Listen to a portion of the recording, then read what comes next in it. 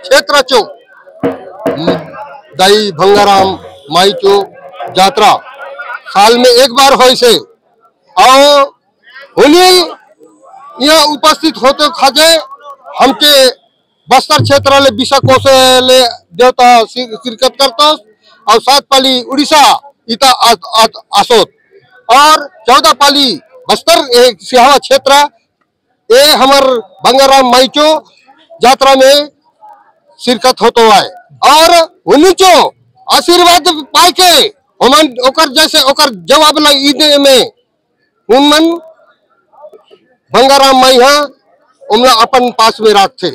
ये साल में एक बार हो हुआ है और एमे होते हुआ है और एक जम्मा आदमी मन सकला तोर और देवी देवता चो इता परीक्षा होतो है।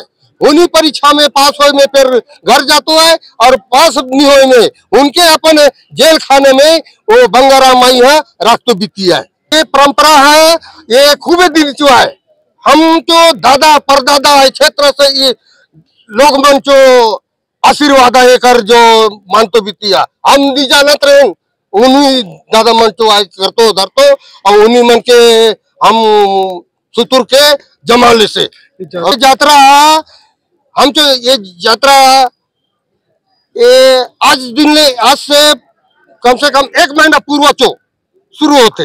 हम तो एक तो अलग से परिवार चो सेवा हो थे, उन सेवा में मात्र परिवार के लोग उपस्थित होते रहे और दूसरा सेवा में जम्मा इलाका के आदमी तो आते और सेवा में उपस्थित होते रहे और अपन देवी राजा तालालान के यहाँ 77 में जिताते रहे। आज क्षेत्रवासियों को पोला बाल और माई का जतरा का हार्दिक बधाई शुभकामना।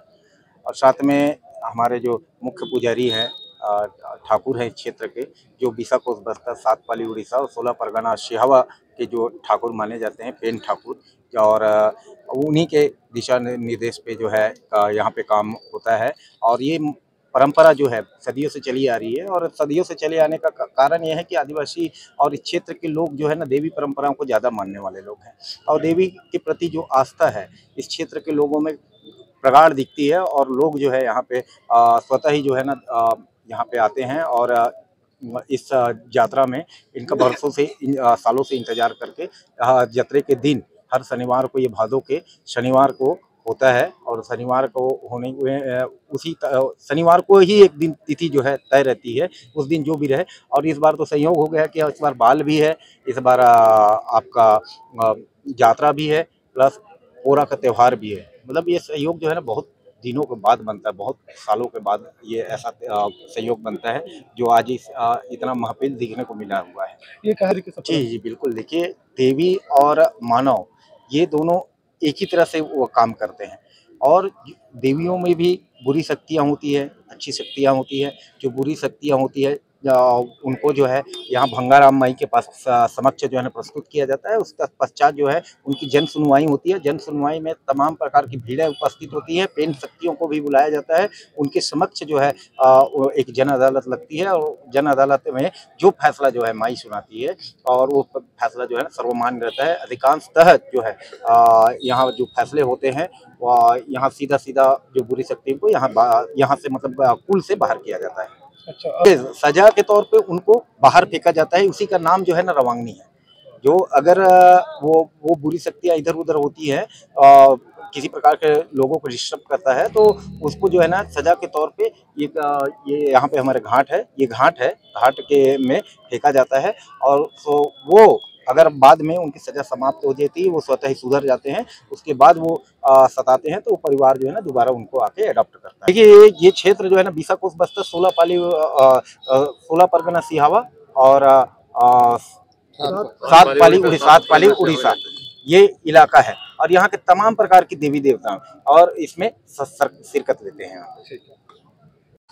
हर साल की भांति कुर्सी घाट में यहाँ पे भादो महीना में जो यात्रा का कार्यक्रम होता है इसमें हमारे क्षेत्र के हजारों हमारे आदिवासी जनजाति समाज और उसके साथ में रहने वाले अन्य समाज के लोग यहाँ पे आते हैं।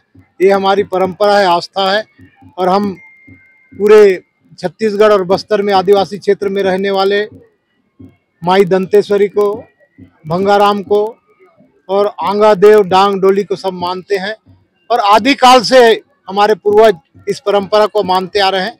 आज भी हम इसी परंपरा और रीति रिवाज को मानते हैं। निश्चित रूप से आज से पहले जो गांव में हमारी जो परंपरा है, गांव में जंगल में रह करके किस प्रकार से हमारे पूर्वज लोग पुराने जमाना में कठिनाइयों का सामना करके ऐसे जगह में हमारे रीति रिवाज और परंपरा का निर्वहन करते थे, वहां तक कोई नहीं पहुंचता था। मैं स्वयं ही सिरा बैगा आदमी हूं, इसलिए मुझे मालूम है और यहाँ के जो समाज प्रमुख हैं, देवी देवता के प्रमुख हैं, उन लोगों ने आवेदन दिया है। निश्चित रूप से आने वाले समय में यहाँ पे जो भी देवी के आशीर्वाद से कहें या देवी को पूछ करके जो वहाँ पे चाहे शेड बनाने की बात हो, चाहे सामुदायिक भवन बनाने की। हाँ, मंगाराम जी का जो दरबार लगता है वो बहुत प्रसिद्ध है और उसमें सभी आसपास के जितने भी हमारे आदिवासी समाज के देवा देवी सभी आते हैं और उनका वहाँ पे दरबार लगता है। और मुझे लगता है कि हमारे जो आदिवासी समाज का जो रीति रिवाज में बहुत बड़ा रोल भंगाराव का है, तो हम लोग कोशिश करेंगे कि ये रिचुअल्स को कैसे हम लोग ये किया जाए और उसको पर्यटन के हिसाब से कैसे हम लोग डेवलप करें, उसको हम लोग ये करें। रोजाना धमतरी जिले की छोटी बड़ी खबरें पाने के लिए धमतरी डीलक्स टीवी समाचार के साथ जुड़े रहें।